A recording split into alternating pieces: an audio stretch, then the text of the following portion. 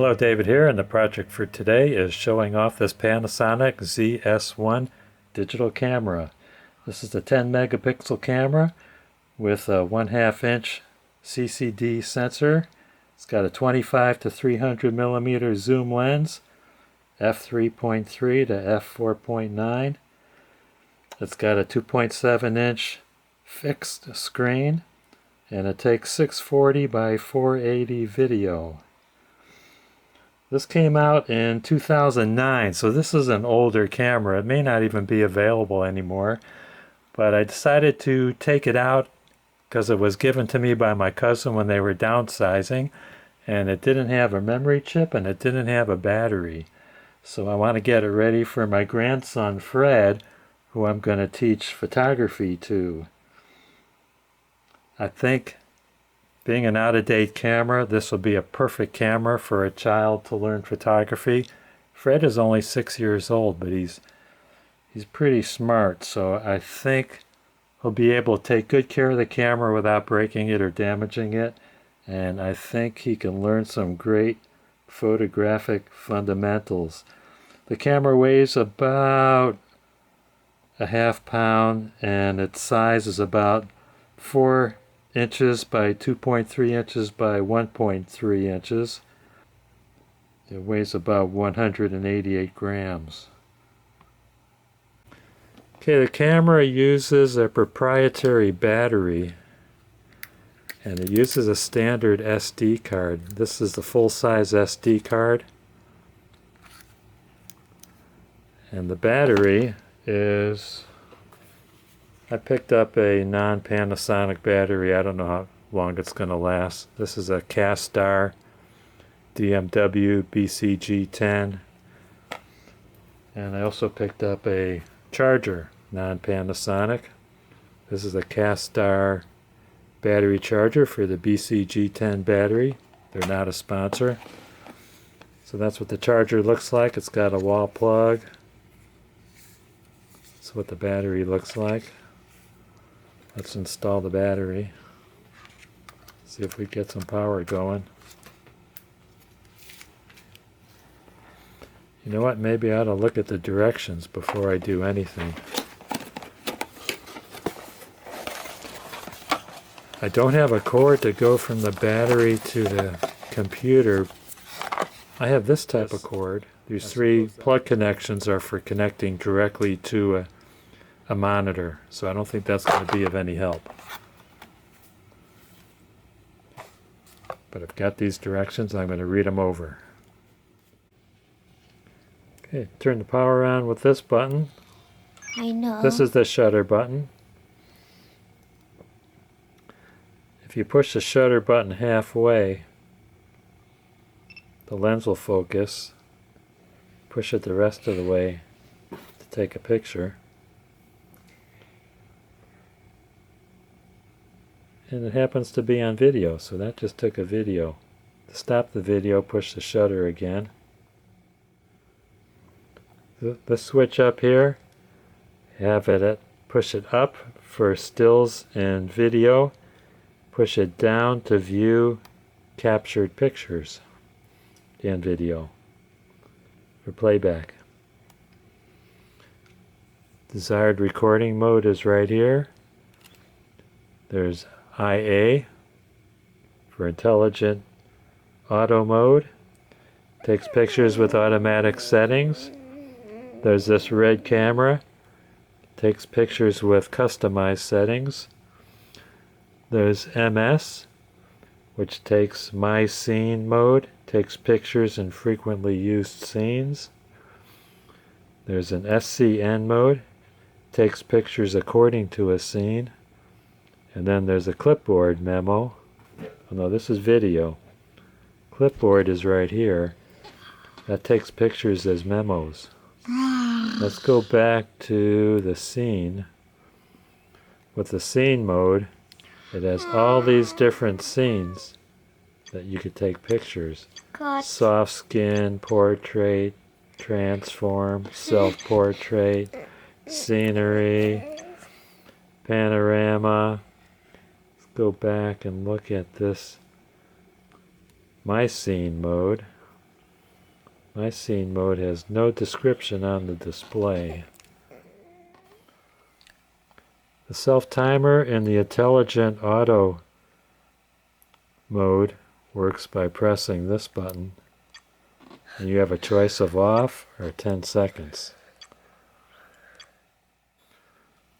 Okay, in intelligent auto function, there's face recognition,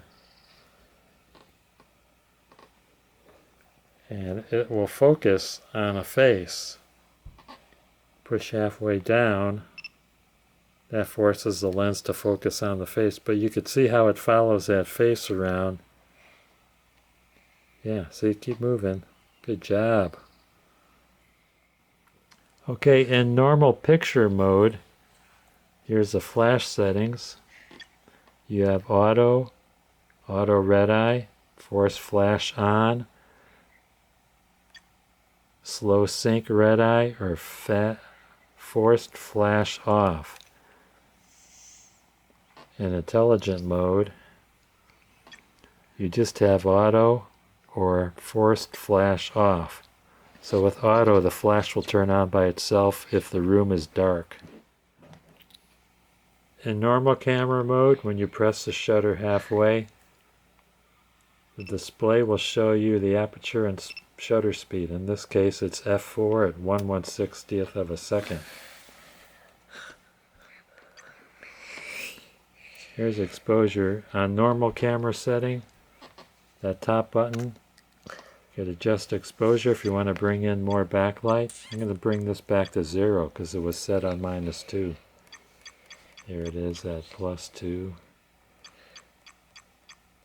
Okay, back on 0. To delete a picture, move the switch down to playback. Press this delete button in the lower right corner, and we want to move the cursor to yes and press that central button. Okay, there's a whole bunch of bad ones on here. What's the idea, Fred? I don't know. He doesn't know. I don't know. Who's that guy? That's kind of handsome. I want to go to the next picture. He's handsome.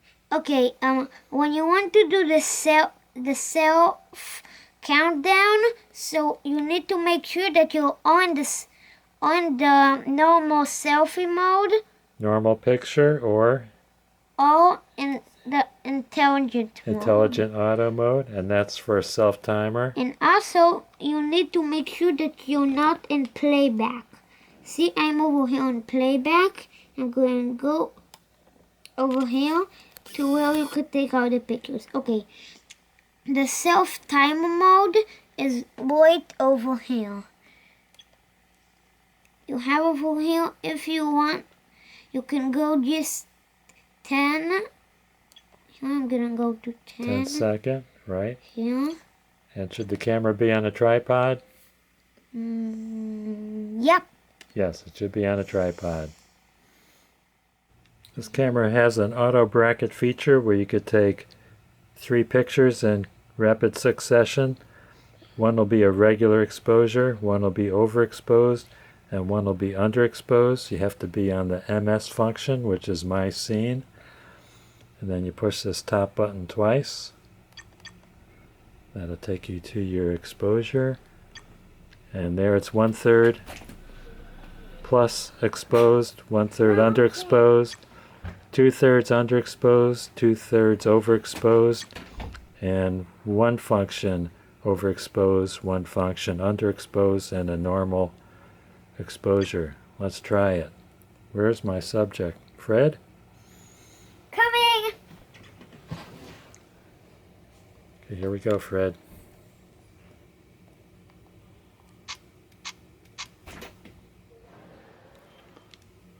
See how that came out.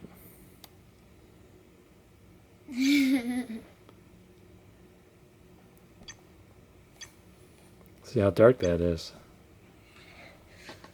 I want to do a picture of That's the overexposed, underexposed, and normal exposure. For macro mode, move the mode to camera. Press on this lower button and you have a choice for off, autofocus macro, or macro zoom. Let's try autofocus macro. Try card. See how close we could get to that.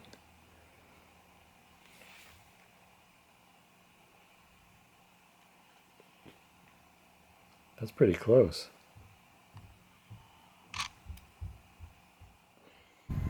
Okay, see how close you could get? Really good.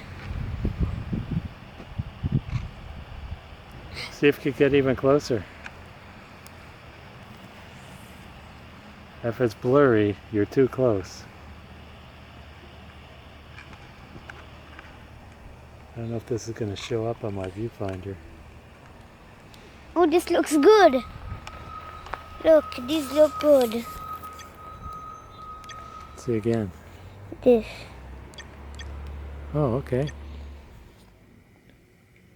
So in summation, my overall impression of the Panasonic ZS1 is very favorable. I like the camera. It's quick. As far as the photos go, I can't really tell about the color saturation from the viewfinder of the camera. I'm going to have to upload the photos to my laptop. And it's chock full of features, as evidenced by this 130-page instruction manual. There's a lot to the camera. For a camera that's this old, I think it's got a lot of features. I'm not going to be able to get into all the features this camera has in this short amount of time I have for this video. I'm going to wrap up the video as it is. This is, had I known I had this camera sitting around, I might not have bought my Sony for doing my projects around the house. This camera looks like it probably could have fit the bill for the type of videos I'm making. But anyway, this will be a great camera for my grandson to learn photography. It'll probably have more features than he'll ever use, but at his young mind probably can absorb a lot more than my mind can. And who knows, maybe he will be able to use all these features and make a great hobby out of using this camera. I think it's a great camera for beginners. If you could find this cheap enough, you can probably use this for a second-hand camera, or a camera to learn on, or maybe a camera to train a youngster or a beginner in photography.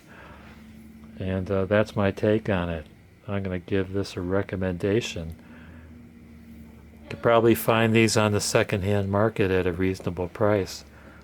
So I want to thank you guys for watching. Don't forget to hit like and subscribe and ring that bell for more great videos from David GPO.